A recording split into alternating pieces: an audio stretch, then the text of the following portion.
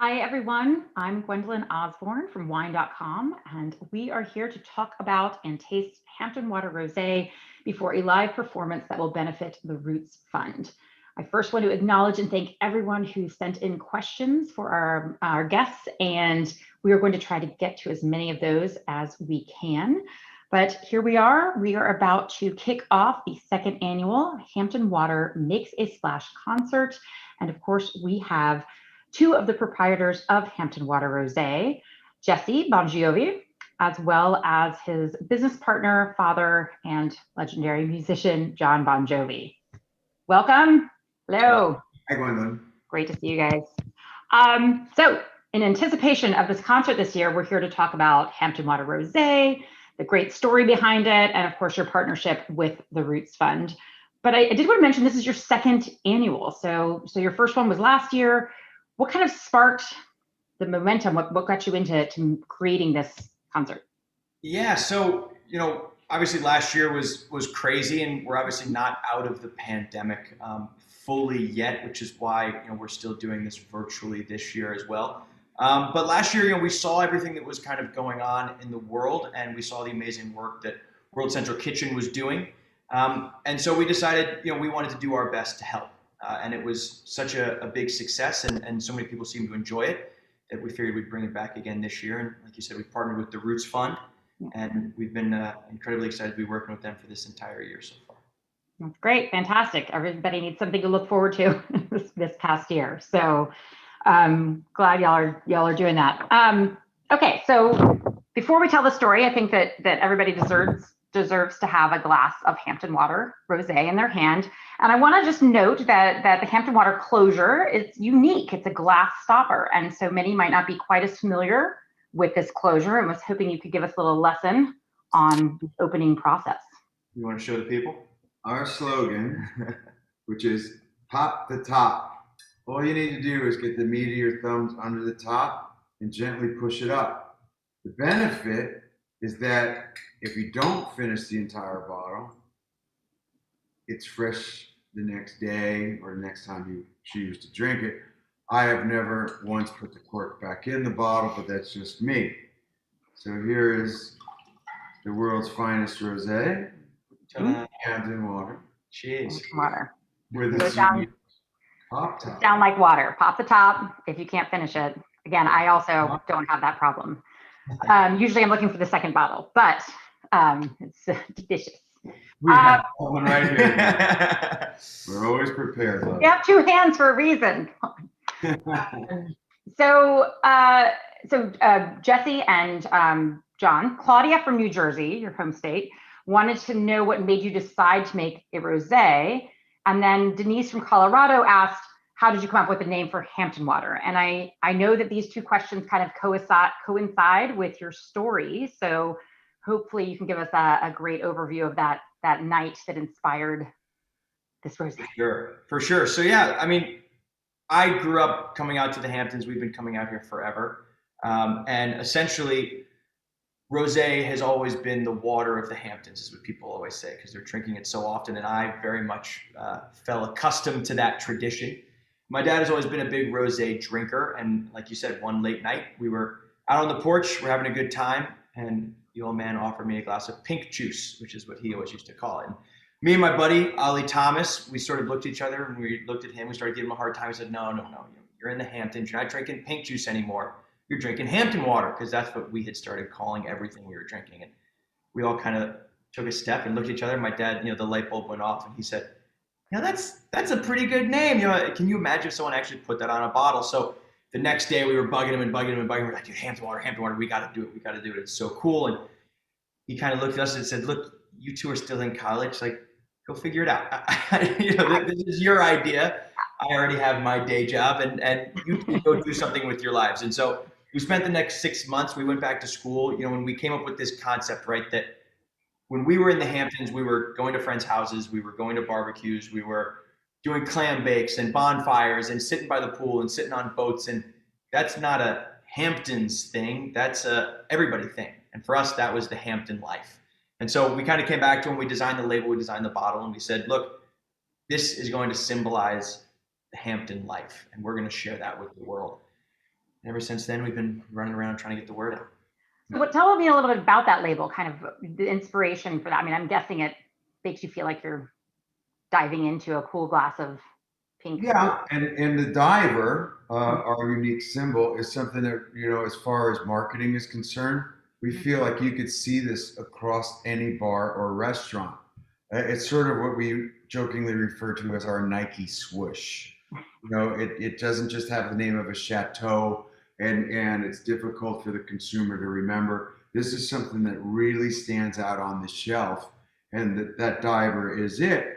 And so it's like we said, it's a lifestyle brand. Remember, the Hamptons with an S, this place in which we live, is a viticultural area. Hampton, that this is our fictional place. This is an aspirational lifestyle choice.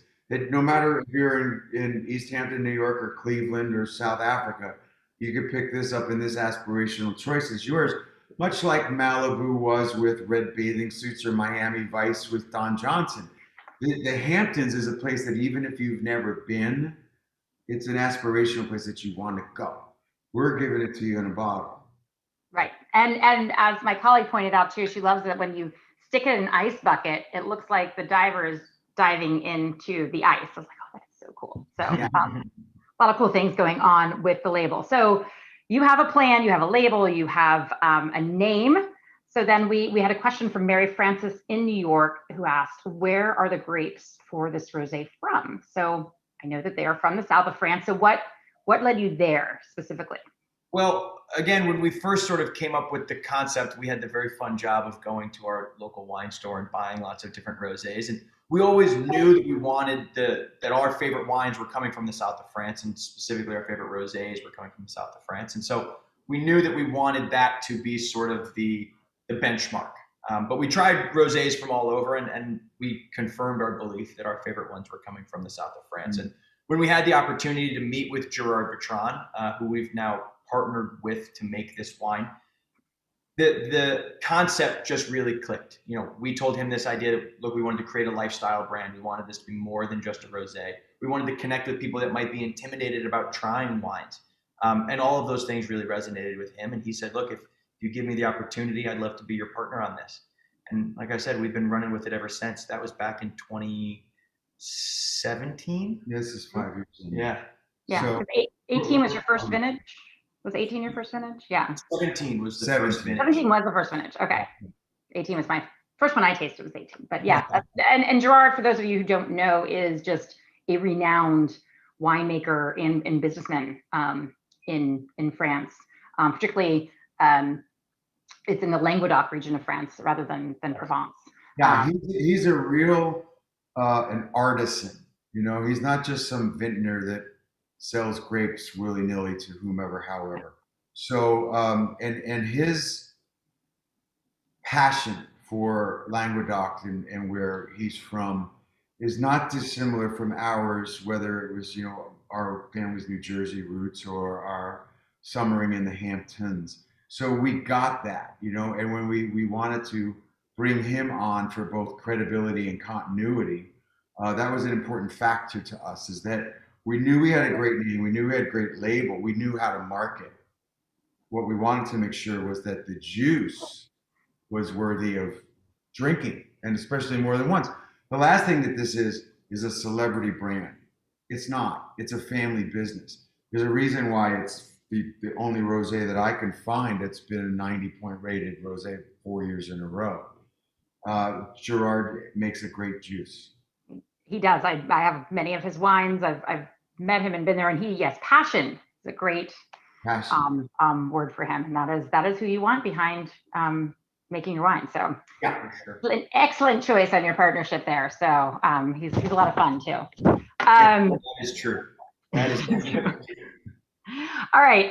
So you partnered with him. Tell us about kind of visiting and figuring things out. Like, what were some of the things you learned? What were kind of some of your surprises? What were you out there doing? Yeah, we've been very hands-on. Like my dad just said, it was really important to us to not just be whatever, we'll sell you this many, hundreds of bottles, and we'll just make it for you and you guys just go out there and sell it. we have been from day one. This has been my baby. This has been our baby. And again, we wanted to make sure that it was as good as we could make it. And so I go out there as often as I can. Unfortunately, obviously, with the state of the world, I haven't been there in quite a bit, but I plan on going back soon. But from the very beginning, we said to Gerard, we want to learn everything we can about this, because when we first started, we had no idea how you made a rosé or where it even came from.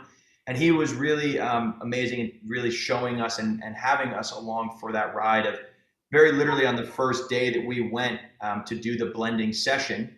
He laid out 20 different varietals and said, this is what each one of them tastes like, and this is what they'll do, and this is how they'll work together. And he said, this is sort of what I think it should be, but the first step is sort of take a swing at it. And so we literally all mixed different varietals into glasses. And again, he sort of directed, but he really said, let's see what we see. And we put our names on the bottom of the glasses and all turned around and they mixed them up. And we tried everyone's, and my dad's ended up being at least the benchmark. We liked his the most. Your history of pink juice drinking really paid off. I mean, We did it on feel alone, and it led us in the right direction. But then we spent the next few days, literally by the end of it, with eyedroppers and test tubes, coming up with the blend. And then by the last day, we were having lunch, and Gerard walked out with a big magnum of it. And he said, this is going to be Hampton Water. Oh my God. Got there, and we enjoyed ourselves, and we finished that bottle pretty quick. It was, like I said, it's been a crazy ride since then. The learning never stops. And it's been awesome to not only get to learn more about Gerard and his process, and again, going out there, but the great thing about this business is that it's a million different family stories. Like my dad said, this is a family business for us, and you get to meet a lot of other family businesses. And it's nice because you get to do it around really good meals and often. And mine.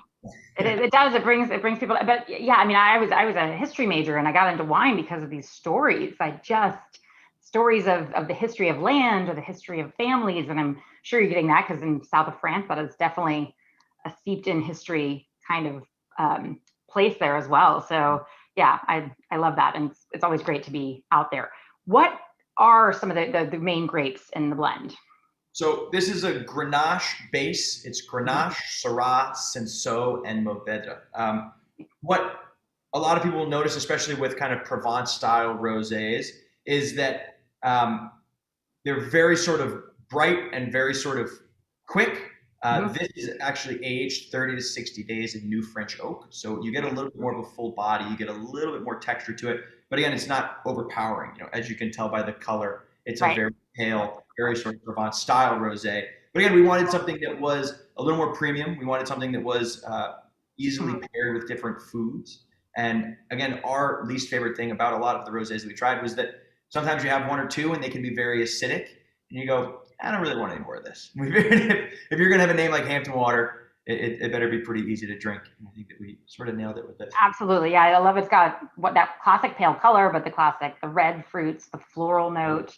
Yeah. And then on that palate, that's just so lively and mineral. But like you said, the texture is what, to me, sets it apart. And that's the oak. Like I said, there's not a lot of that. For us, the biggest thing that really made us not fall in love with some of these other rosés was the fact that you have that initial sip, and like I said, it's that bright burst of flavor, and then there's sort of nothing. But the sort of classic Languedoc minerality in this, and again, that oak aging really just rounds it out, makes it a lot more complex, I think. And like you said, back to back now, 90-point ratings. So exciting. Yeah. Must be going in the right direction. And it's got that awesome lingering finish too. So you mentioned food. So we had a lot of people coming in asking what your favorite pairings were. And I know that we could just pair it with like flip-flops and a beach, which is like for me. But maybe if you're eating with it, food, anything that stands out for you as something that really was magical. Well, because it's summer, it always pairs well with things you're on the grill with. But come to think of it, over this weekend, there was a lot of seafood here. And whether it was cold and raw or cooked, the pairings all were fantastic. But I'm a big chicken fan. So I find that, with our famous Soul Spice, we're making chicken, and this pairs really well with that too. So I never feel like it's an inappropriate pairing. It works with a lot. It works with a lot. Yeah. One thing that we really try and sort of change when people think about rosés, right, is that they say, oh, well, Yeah, Memorial Day to Labor Day, that's it. Yeah. Only have it with sort of shellfish and that's it. In your white pants, of course, yes. Yeah, exactly. Your tucked in polo shirt. Exactly. But, for us, it's really about, you could drink it whenever. We've had this with everything from barbecue down in Texas to Chinese New Year in Vegas. And it stands up. There are so many complexities to this wine. And I think, again, like you mentioned, the minerality, and there is a little bit of a spice to it. And we found that it really stands up to just about anything. And so we really encourage people, just because the season is over, doesn't mean to put rosé away. You can keep drinking it. And although it certainly screams it on days like today, it makes you want to go out and have a bottle. Right. Just because it gets a little chilly doesn't mean that you can't have this with a steak or with, like my dad said, chicken or things like that. Yeah. What is Soul Spice? And that's a part of the Soul Kitchen. And oh, right. Okay. Soul Kitchen. We have the most amazing spice that you could put on Cheerios and it'll make them better. But I love it, especially on grilled chicken. Right. Yeah. And it just, it adds to the flavor here of the Hampton. That's fantastic. Yeah. And the other thing I noticed about this is I've had a vintage, a couple of years later, a lot of times vintages, they come out and you drink them right away and then you move on to the next one the next year. But even a couple of years down the road, this maintains, and that texture, like you mentioned, that it maintains the liveliness and kind of evolves in the texture.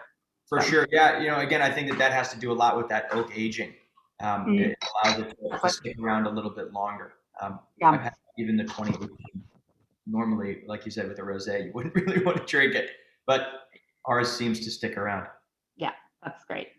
So the other thing, you touched on this a little bit, kind of just the element of culture behind wine and rosé and the Hamptons. But we did have someone, Martha, who is also in New York, was asking, what do the Hamptons mean for you? I mean, when you think of the Hamptons, I mean, other than Hampton Water, but kind of what is that? For me, it's just been family time. This is a place that if you're from New Jersey, you think you need a passport to come here because it's one of those you can't get there from here places. But the beaches are special, the sunsets are special, the farmland meets the ocean, and there's something about the history of this place that it's 400 years old now, and the farmer meets the city boy in the Hamptons, and it becomes its own special thing. It's much different than my homeland from whence I came. And so we bought a family home here some 15, 16 years ago. But so many of our summer memories have been here. And it's the sea and the surf and the sand and good friends and, like we said, good eating. And maybe it's the summer that brings all of that out in us. But it really is just a kind of a lifestyle, that you like to carry with you when you go back to the city, when you go back to the grind, when you don't get out of the city. This is that little place in your mind that you can run to. Yeah. And again, I think that, he just hit it right on the head. That's sort of was always the inspiration for this. And for us, right, that's something that we enjoy about this place, but those feelings exist everywhere. Anywhere that you're with friends, anywhere that you're with family, anywhere that you're eating good food and drinking good rosé, to us, you're living the Hampton life, and people can make that whatever they'd like. So that's always been sort of the driving light behind Hampton Water. And you're doing this together. You're in business together, which is exciting. Like you said, the family business. We had Lynn from Illinois who asked, I would love to ask you both, what is the most rewarding experience you've had working together? For me, it's a joy. I mean, I never really thought about it when we went into this because, as Jess had said, I just told he and Ali to take those business degrees and come back with a plan. And they did. Even at that time, I didn't ever think of the father-son connection. I was just thinking about the juice and the label and the bottle. But when people start saying, wow, you're doing this with your son, do this. And I thought, this is the magic of, doing something together with your children. That's the greatest gift you could ask for. I never had the chance to make a record with my dad. Yeah. So this has been fun to have a business together and to see the ups and the downs and the frustrations that we run into on a daily basis. Not an easy business. It's not easy. You don't get successful overnight in this business. Yeah, it's very hard, but that's okay. The rewards are doubly rewarding when you come through it together. Yeah. What about you, Jesse? Yeah, to me, I think that the great thing is that this has been so new for the both of us. It's not like we'd ever been in the wine business before. Yeah. And so every day there is that learning opportunity for both of us where we sort of get to look at each other and go, why the hell do we do this? But we both get to not know the answer and go, well, what do you think? Well, what do you think? And we can kind of try to figure it out from there. And so I think that that's really been the coolest part, is both having the opportunity to learn something new and try new things. And again, get to grow and experience it as it all happens in life as fast as it can happen. Yeah. Right here in our own kitchen. Right. Well, at least you can always do it over a glass of rosé.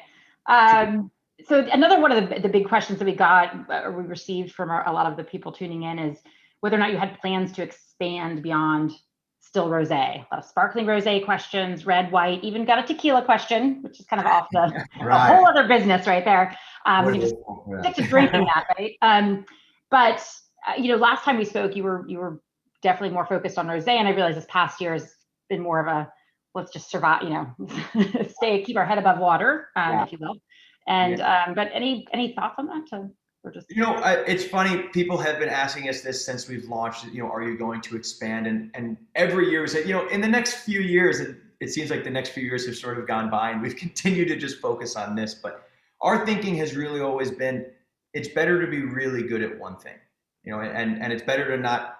Oh, now we're coming out with this and this. And obviously, like you mentioned, the tequila was a very successful April Fool's joke that lots of people called us very excited. And then some people called us freaking out about it.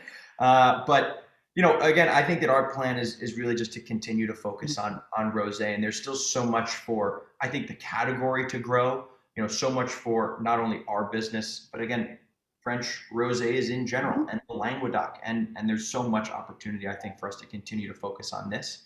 Yeah. That why not? I think that we're going to stick with this and see how far we can take it. Right, and I do think you're right. It's like being really good at something before you try to jump into anything else. There's just so much runway in front of us. We have to make sure that South Dakota gets its fair share of rosé. And there's places in America that it's not the coasts that aren't really drinking rosé the way they have been on the East and the West Coast for long periods of time. There's a lot of runway left. Yeah, I think so. Yeah, got your work cut out for you. So the other thing is that who you're partnering with. So I want to get into a little bit about the Roots Fund. You're putting on the concert to benefit the Roots Fund. Tell us a little about this partnership and why it's important to you. Yeah. So like we mentioned, right, last year we partnered with World Central Kitchen because of the amazing work that they were doing in the immediate, right? People were in need, and we saw that, and we wanted to help any way that we can. And then as the events of this past year have really unfolded, Ali brought the Roots Fund to my attention. And, inclusion is something that's always been very important to us. And when I heard, when Ali sort of brought to our attention the amazing work that the Roots Fund was doing and providing financial aid for underrepresented communities in the wine business, less than 1% of the wine business is not white. And for us, when we met with Kimmy and we met with her team, and she explained to us, well, think about how expensive it is if you wanted to become a som just to buy the wine. Mm-hmm. And you sort of sit back and go, right, how could you do that if you couldn't go out to your local store and buy, in some cases, hundreds of dollars worth of wine? And so it was something that we became very passionate about. Like I said, we partnered with them back at the beginning of this year. And we've just been doing everything we can to try and make noise and draw attention to this situation that's going on. And I think not just in the wine business, but in a lot of industries. And if we can do our part to help other people that could need it, we're happy to do it. Great. That's fantastic.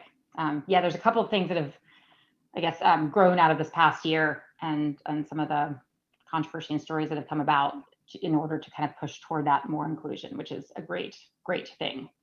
So we've been sipping on rosé. Rosé is great, but like we mentioned, tequila is also good. So I understand there might be a cocktail on the menu here to help us kind of expand our rosé drinking with the Hampton Water. So tell us a little bit about what's on the menu. Sure. Yeah, we've come up with a number of different ways to drink rosé, and I think before I do this one's got to go warm up for the show. So okay.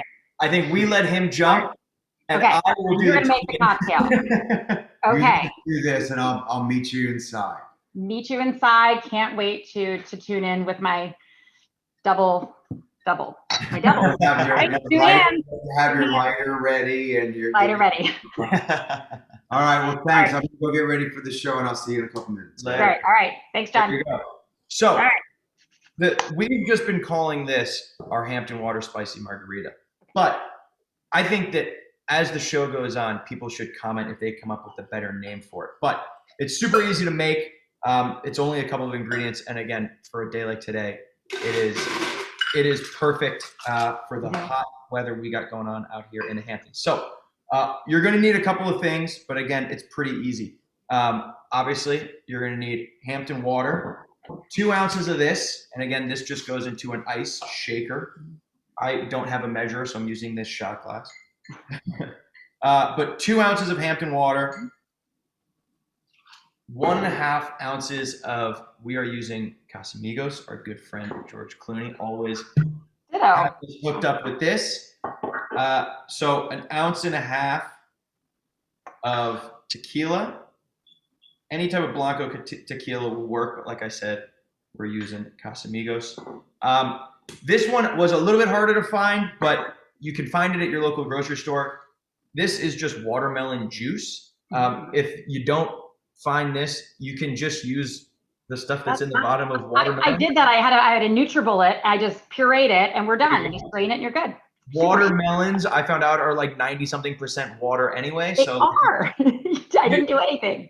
You blend it up, and you're pretty much good to go. But this is 3/4 ounce of just fresh watermelon juice, a quick squirt of lime. It says 1 ounce. I find that basically a half a lime works perfectly fine. And then this last thing that it might sound intimidating, but it was honestly very easy to make, and it's going to make it a little bit spicy, is jalapeno syrup. So I made this a couple of hours ago. Again, it's super easy. Literally all that it is brown sugar, 2 jalapenos, just sliced up like this, and a cup of water. And you just boil it. You melt down all of that sugar and then let it get cold. And so about 1/2 ounce of that, just to add a little bit, again, of that spiciness, a little bit of sweetness.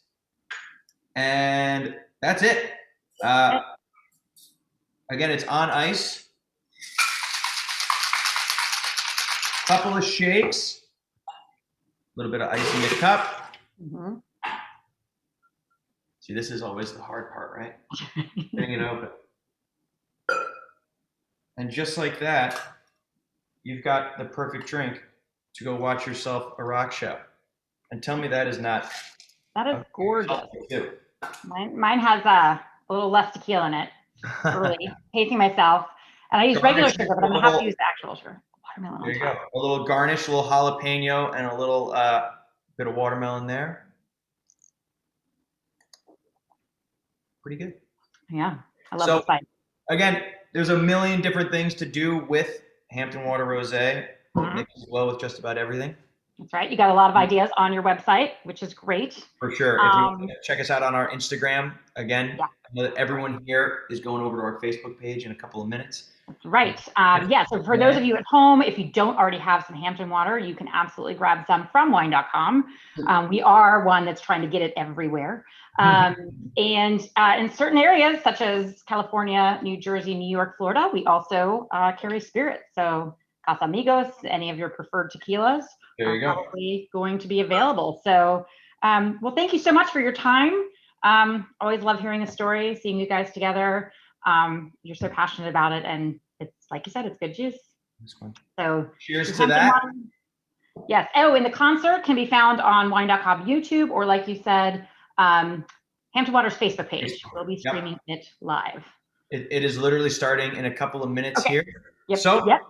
I appreciate it. Grab your drinks. Yeah. For those of you watching at home, head over to our Facebook or over to their YouTube. See you. Great. Cheers, Jesse. See you at the show. All right.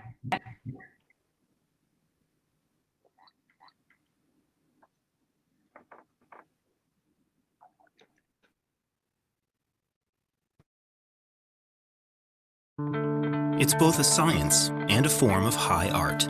It's made from the combination of grapes, sunlight, rain, soil, and time. It's raised up in the moments that matter. It's wine. And we are Wine.com. We have the largest wine selection in the world, online sommeliers with free advice, and now our powerful new app puts the entire world of wine in your hands. Wine.com. Seriously passionate about wine. Download our free app today.